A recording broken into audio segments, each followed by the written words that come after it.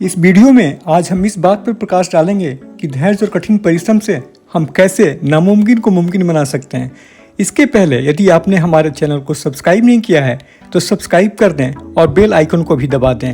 कई बार हम लगातार प्रयास करते हैं लेकिन इच्छित सफलता नहीं मिलती। इसका ये मतलब कतई नहीं है कि हमारा प्रयास बेकार है। बड़े बदलाव समय और धैर्य की मांग करते हैं। हम में से बहुत सारे लोग बदलाव नहीं होता देखकर प्रयास करना ही छोड़ देते हैं। एक पार्टी में एक महिला ने लॉर्ड नॉर्थलिप से महान लेखक थैंकरे के बारे में कहा कि एक सुबह विलियम थैंकरे जगा और प्रसिद्ध हो गया। लॉर्ड नॉर्थलिप ने जवाब दिया कि जब वो सुबह आई थी तब थैंकरे को लिखते हुए 18 साल बीत चुके थे। जो आदमी एक सुबह उठकर महान हो गया उसने अपना समय सोकर नहीं तो बिताया।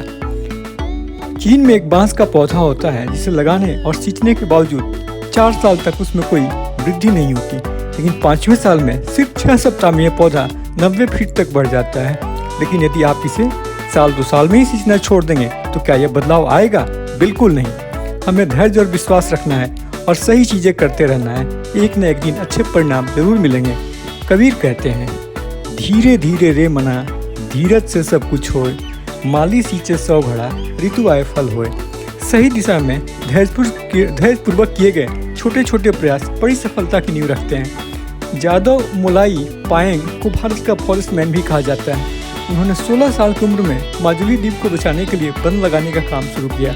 उस समय उनका ये प्रयास लोगों को बेकार लगा और आज 13 साल बाद उन्होंने 15 फुटबॉल के आकार के क्षेत्र में जंगल लगा रखा है जिसमें वन्य जीव रहते हैं। उनके प्रयासों के लिए भारत सरकार ने उन्हें पद्मश्री की उपाधि दी है।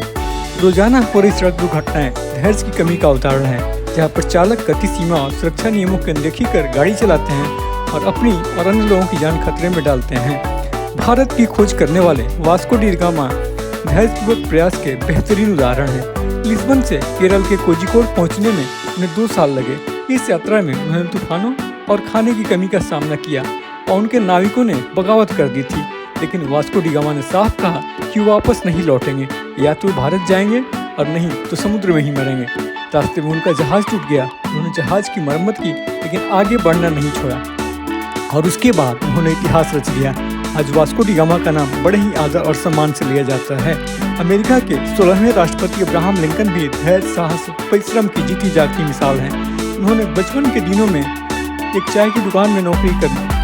उन्होंने खेतों में भी काम किया, कमरों में ही आंखों खो दिया, उधार लेकर किताबें पढ़ी और छोटी मोटी नौकरियां भी की।